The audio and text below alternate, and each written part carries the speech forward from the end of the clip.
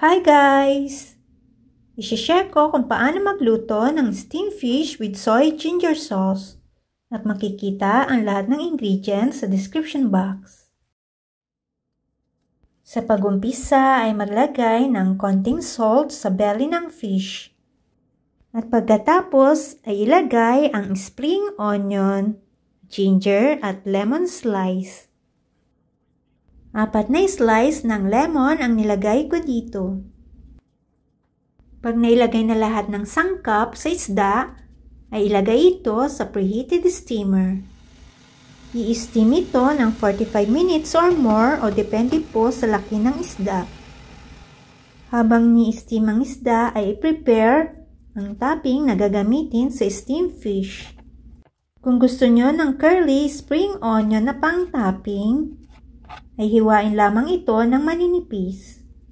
At pagkatapos hiwain ay ilagay sa small bowl na may ice water. Hayaan muna itong ibabad ng 2 hanggang 4 na minuto.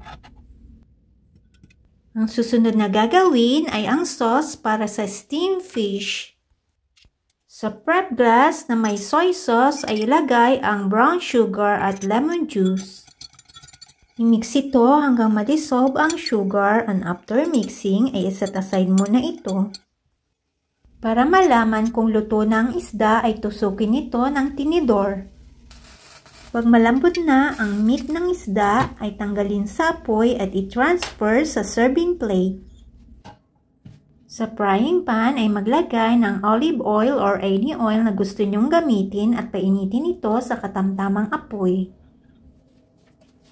Pag mainit na ang mantika ay ilagay ang ginger at igisa ng 30 seconds. Isunod na ilagay ang white part ng spring onion at igisa ng 15 seconds sa katanggalin ito sa apoy.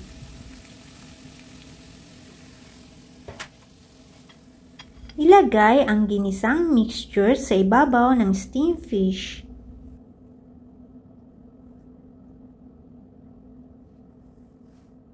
Ang isunod namang ilagay ay ang soy sauce mixture. Ibuhos sa ibabaw ng steamed fish.